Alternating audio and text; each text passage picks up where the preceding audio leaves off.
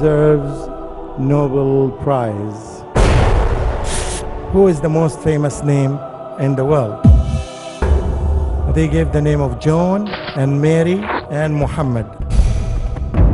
Allah subhanahu wa ta'ala simply said in the Quran, وَرَفَعْنَا لَكَ ذِكْرَكَ. Just 1400 years ago, and just few years back, it was announced on American TVs that Muhammad sallallahu alaihi wasallam is the most famous name in the world.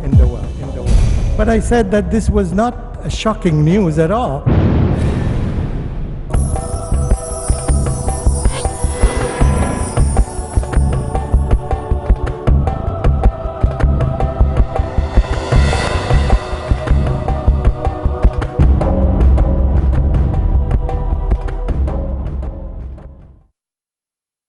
We mentioned one criteria is that for the benefit of mankind. So the more benefit to mankind, the more liable that this person would take the prize. Look at this person who spent some years of his life fighting poverty by different ways. One of his techniques is that he promoted fighting poverty by fasting. Look at this element. Muslims fast a month per year. And when we fast, the average number of daily meals, daily and night meals, is 2 instead of 3. In other words, we are saving 1 meal per day in Ramadan. And if the number of the Muslims who fast Ramadan reaches 500 million Muslims, this is the half number of the Muslims all over the world, that means per day we are saving 500 million meals per day. In other words, we can save the lives of 500 million people every day in Ramadan for a whole month, 30 days, just by thinking of the benefits of Ramadan that can help humanity, let alone the huge number of Muslims that fast Mondays and Thursdays, let alone the Muslims who fast the 6 days of Shawwal and the 10 days of the Hijjah. And by saving this money, by saving these meals, we can use it to save other human beings who die from hunger every day in the globe. This person that I'm talking about, he was promoting this culture of saving other human lives by saving 1 meal per day. And most importantly, when we fast, we start having empathy with the people who feels hungry. Empathy. Without this empathy, you would not share your food or your money with others. Because almost when you are satisfied, you don't feel the bitterness of hunger on your stomach. That's why you don't have the empathy. On the other side, you see that the Muslims, even the poorest Muslim in the world, because they see the effect of hunger on them, they share empathy and they share their food with others. Imagine, this is the house of the Prophet ﷺ, who never slept with money in his house. He never slept with money in his house.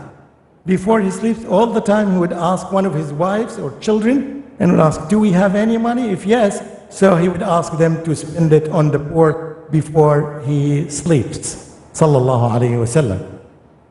That person that I'm talking about, I'm not going to mention his name. I'm quite sure that the majority of us would guess him or know his name before I finally mention it directly.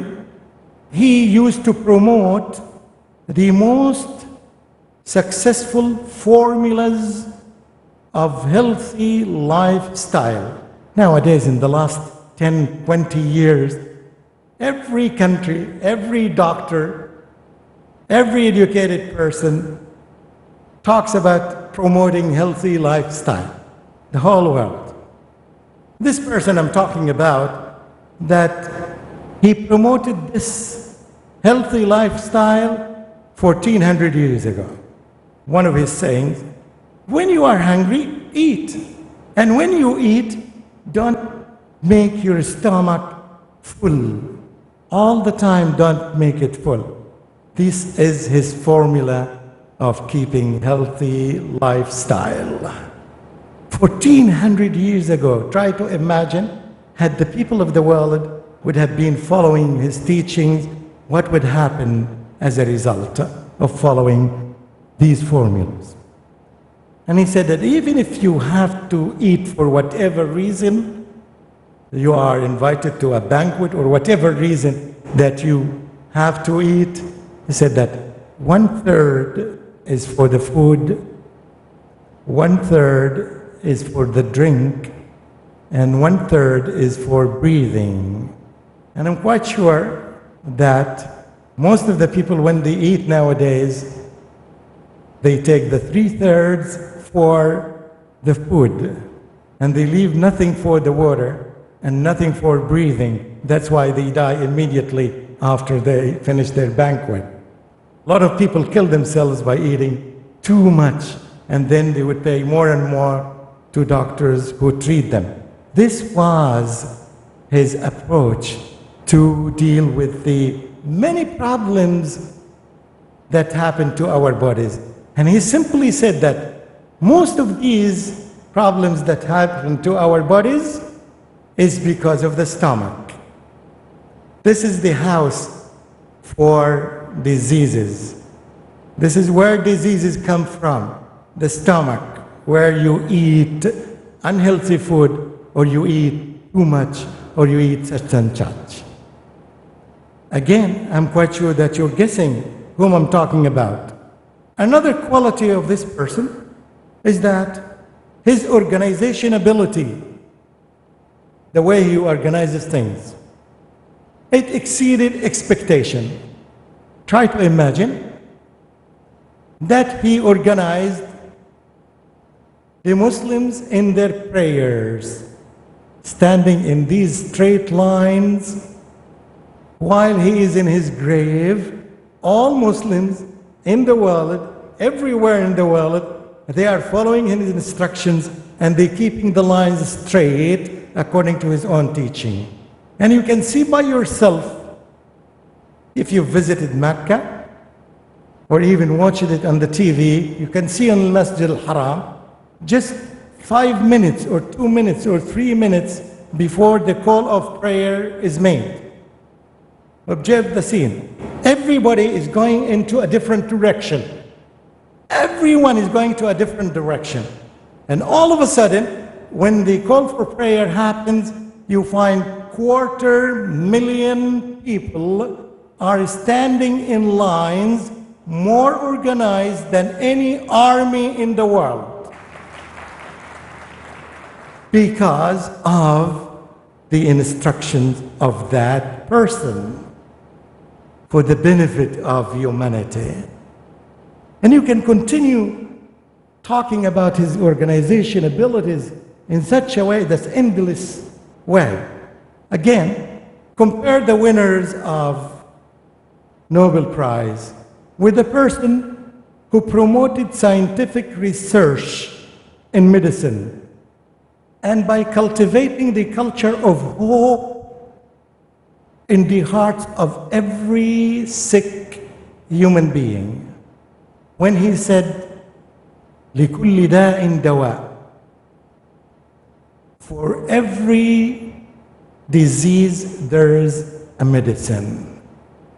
And it is your job as human beings, instead of inventing weapons and killing each other, use your power to think of or to do research in medicine because God made medicine for every disease without our effort. And in this way, He encouraged every human being to exert an effort. So we still have hope to have medicine for cancer, to have medicine for epilepsy, to have medicine for any disease in the world according to the statement of that great person. So he raised the level of hope in the heart of every sick person that there may be an invention that would happen to cure him or her from a disease.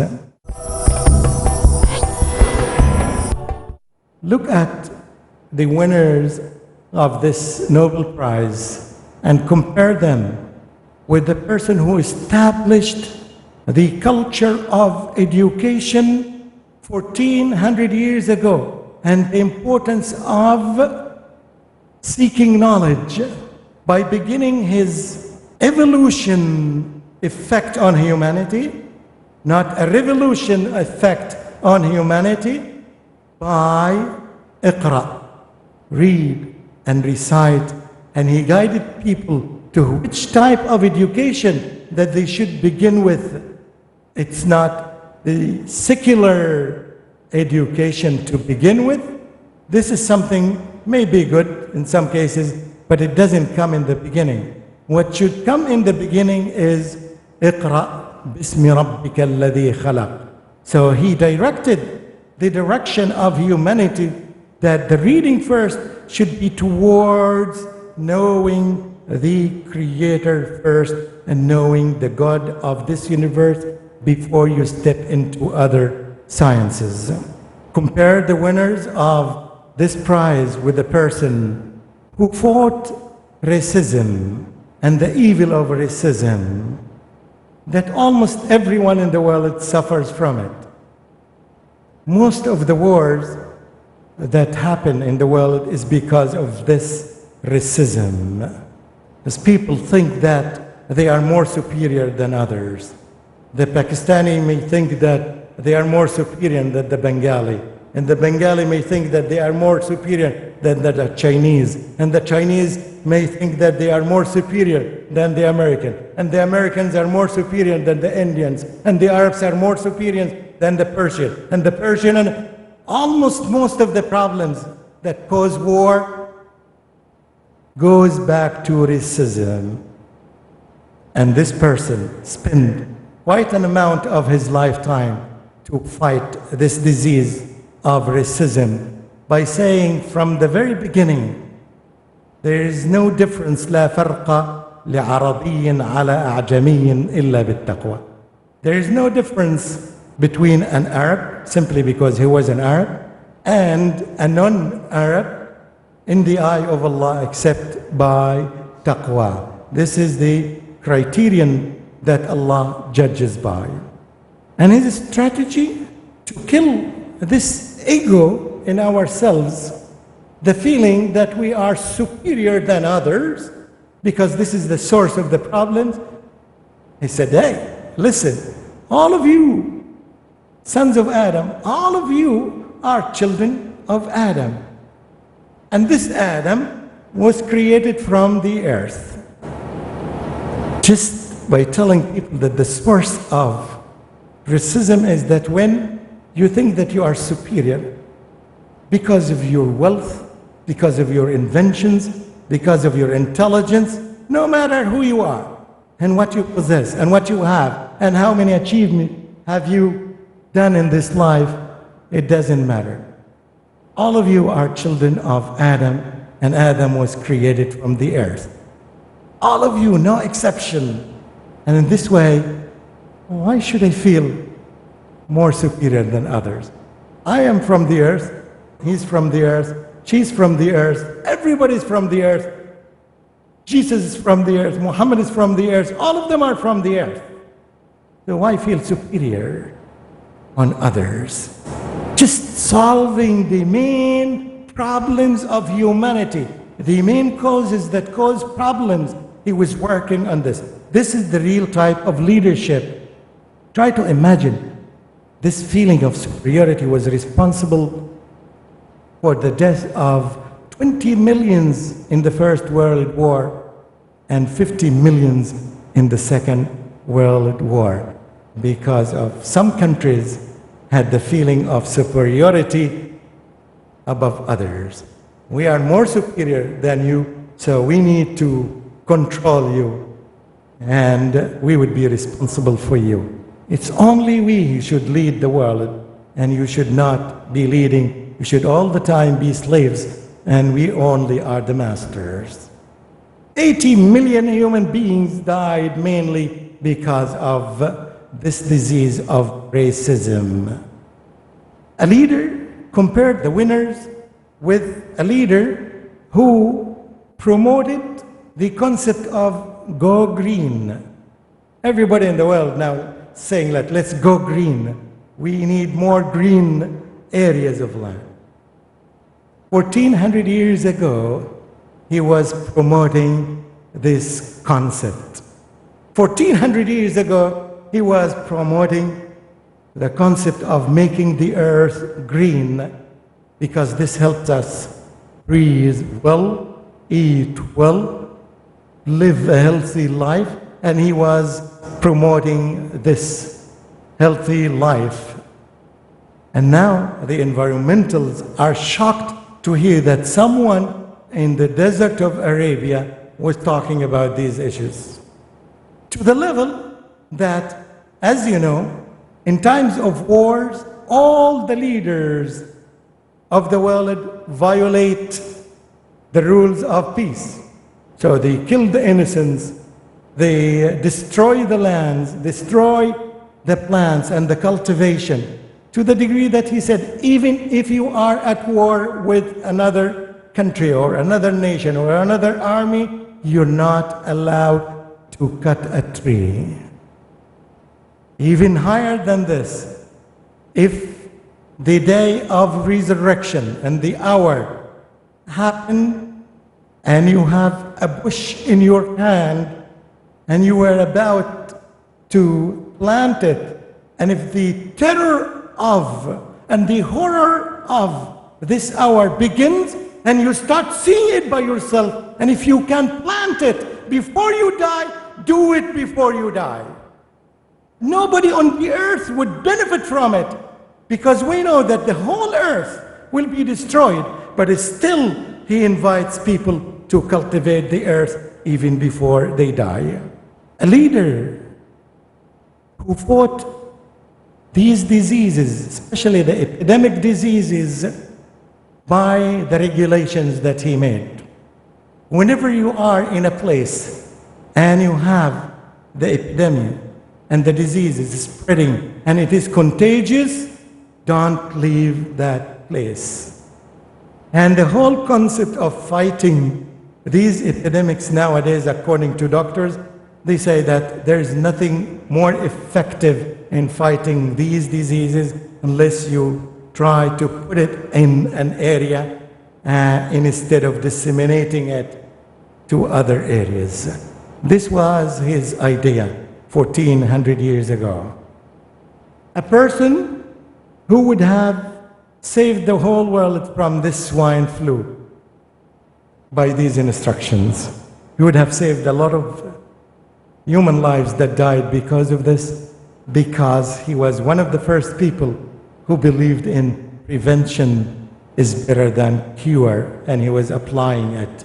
An important principle in medicine, every doctor knows that. Every educated person knows that. And he did this 1400 years ago. A person who cultivated the spirit of hope, the culture of hope in all humans who are despair, by teaching them, لا تقنطوا من رحمة الله إنه يغفر الذنوب جميعا. Don't even despair in the mercy of Allah. Don't lose hope at any time, because He forgives all the sins. A person who was explaining the real peace the meaning of peace, the name of the conference that we are in, by teaching people that the essence of peace is that you let people live in peace. You don't harm people by your hand or by even your tongue, let alone by your weapons and by your wealth and by your power. By saying, Al-Muslim man salim al-Muslimuna min lisanihi wa yadihi. The true Muslims who surrenders himself to God to live in peace is the one who makes people are safe from his tongue, from his sayings, from talking about him or her, from gossiping, and making the people safe from his hand that punishes, that kills, that tortures, to the level that he spread the culture. If you kill an innocent person, it's considered by God as if you have killed all human beings on the earth. One person, as if you have killed all humans on the earth. What a crime. A person or a leader who taught humanity and benefited humanity by this, فَمَنْ يَعْمَلْ مِثْقَالَ ذَرَّةٍ خَيْرًا يَرَهُ وَمَنْ يَعْمَلْ مِثْقَالَ ذَرَّةٍ شَرًّا يَرَهُ. Whoever does anything that's positive, even it weighs a grain of tiny, small seed, he will see the reward of this by Allah subhanahu wa ta'ala. And whoever does anything that's evil, that's bad, even if it is tiny and small, he will see the compensation for that. These are some of the teachings of this person. By the way, he did not need any single prize. He did not even need people to nominate him to Nobel's Prize or any other prize in the world. He even did not apply, or his followers did not apply for a prize for him, because he knew, and everybody knew, that it is the creator of the heavens and the earth who gave him the best prize on the earth by saying, وَمَا أَرْسَلْنَاكَ إِلَّا رَحْمَةً لِلْعَالَمِينَ. We have not sent you except to be the mercy for all human beings. I'm quite sure that all of you know who is that person. Wassalamu alaikum wa rahmatullahi wa barakatuh.